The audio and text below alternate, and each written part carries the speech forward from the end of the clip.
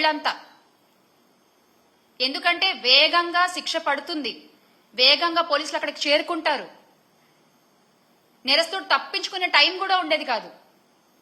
అంత ధైర్యంగా బతికిన మహిళలు ఈ రోజున కూటమి ప్రభుత్వంలో గుండెలు అరచెత్త పట్టుకుని బతుకుతున్నారు.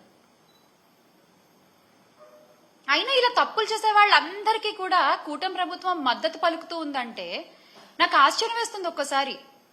మళ్ళీ కిరణ్ రాయల్ గారి విషయంలో అంటే ఆగ మేఘాల మీద లక్ష్మి గారిని అరెస్ట్ చేయడానికి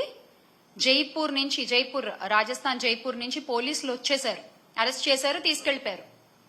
మరీ గమ్మత్తుగా ఈ విషయాన్నైనా 3 రోజులు ముందే చెప్పారు. పలానా జైపూర్ నుంచి పోలీసులు వస్తారు, లక్ష్మి గారిని అరెస్ట్ చేస్తారు, చూసుకోండి కావాలంటే అని.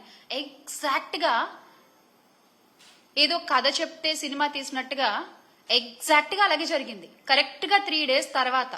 అంత కరెక్ట్ గా ఎలా తెలుసు మీకు? మీరే ప్లాన్ చేశారా? మీరు చేసిన అన్యాయాలు బయట పెడుతున్నారని చెప్పి, మీకు ఎదురుగా ఒక మహిళ నిలబడి పోరాడుతోందని చెప్పి మీరే ప్లాన్ చేశారా? అంత ఆగమేఘాల మీద పక్క రాష్ట్రాల నుంచి మీరు అధికారులను తీసుకొచ్చి పని చేయించుకోగల సత్తా మీకుంటే, అంత పలుకుబడి మీకుంటే, సార్ ఆ పలుకుబడిని కొంచెం రాష్ట్ర ప్రయోజనాల కోసం వాడండి కదా, రాష్ట్ర మంచి కోసం వాడండి కదా. ఒక ఆడపిల్లకి అన్యాయం చేసిన వాడిని రక్షించడం కోసం మీరు ఆ పలుకుబడిని వాడేది. కూటమి నాయకులు ఒక ఆడపిల్లకి అన్యాయం చేసిన వాడిని రక్షించడానికి ఇంత పలుకుబడి వాడతారా? అదేదో రాష్ట్ర ప్రయోజనాల కోసం వాడుంటే ఎంతో కొంత మంచి జరిగేది కదా రాష్ట్రానికి. అంతకంటే దారుణం ఏంటంటే, అన్యాయం జరిగిన బాధితురాల్ని ఆదుకోకపోగా, అండగా నిలబడకపోగా, అసలు ఆమెని ఒక తేరుకోలేని ఒక సిచ్యువేషన్ లో పెట్టడం, అరెస్ట్ చేసి జైల్లో వేసేస్తే అయిపోతుంది అంతే. ఇంకా వాళ్ళు నోరెత్తి మాట్లాడరు. విక్టిమ్ బ్లేమింగ్ అంటారు దీన్ని. ఇలా మీరు విక్టిమ్స్ ని బ్లేమ్ చేస్తూ ముందుకు పోతుంటారా? అంటే ఇది చూసి ఇంకొకళ్ళు ఎవరు బయటకు వచ్చి మాట్లాడరనా మీ ధైర్యం? ప్రజలిచ్చిన అధికారాన్ని ప్రజల కోసం కాకుండా మీ తప్పుల్ని కప్పిపుచ్చుకోవడానికి, మీ వాళ్ల తప్పుల్ని కప్పిపుచ్చుకోవడానికి మీరు వాడుకుంటున్నట్లంటే ఏ స్థితిలో ఉన్నామో, ఎంత గొప్పగా మీరు పరిపాలన చేస్తున్నారు ప్రతి ఒక్కళ్ళు చూస్తూనే ఉన్నారు.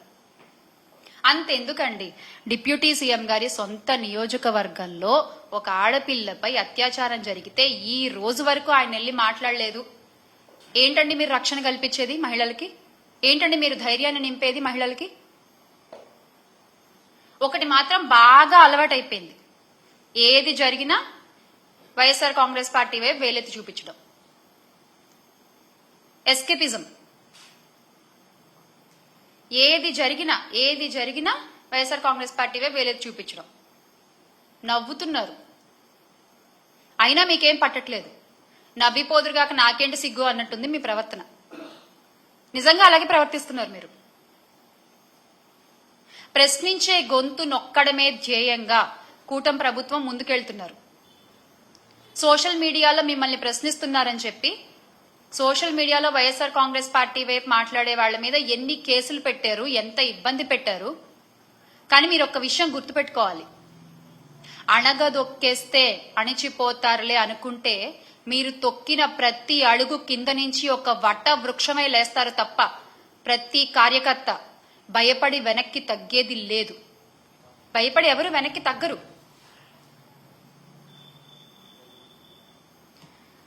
లక్ష్మి గారి విషయంలో మళ్ళీ అంటే వాళ్ళ ఎందుకు చెప్తున్నానంటే, ఇన్నిసార్లు ఒక మహిళ, సరే ఆవిడ ఎటువంటి పరిస్థితుల్లో అయినా ఉన్న ఒక మహిళ ధైర్యంగా బయటకు వచ్చి నాకు అన్యాయం జరిగింది, నా భర్త బృందకుమార్ రెడ్డి 2021లో చనిపోయారు, ఆ తర్వాత ఆయన సన్నిహితుడు నాకు అండగా ఉంటా అన్నాడు, నా పిల్లలకు అండగా ఉంటానని నన్ను నమ్మబలికిచ్చాడు, నేను నమ్మి ఇంత డబ్బిచ్చాను, ఇంత బంగారం ఇచ్చాను, ఈ రోజున అడుగుతుంటే ఏం పీకలేవు, నువ్వు నా వెంట్రుకు కూడా పీకలేవు, చంపేస్తా, ఇంకా నేను కొన్ని పదాలు మాట్లాడలేకపోతున్నాను, అటువంటి దుర్భాషలాడి అటువంటి భాషని ఉపయోగించి ఒక మహిళపై ఆవిడంత ధైర్యంగా బయటకు వచ్చి మాట్లాడుతున్నందుకు ఆ ధైర్యాన్ని మెచ్చుకుని ఆ మహిళకి అండగా ఉండకపోగా ఒక మహిళని కొట్టిన వాణ్ణి, ఒక మహిళని అబ్యూజ్ చేసిన వాణ్ణి, ఒక మహిళ దగ్గర డబ్బు దొబ్బేసిన వాడిని మీరు వెనకేసుకొస్తున్నారు.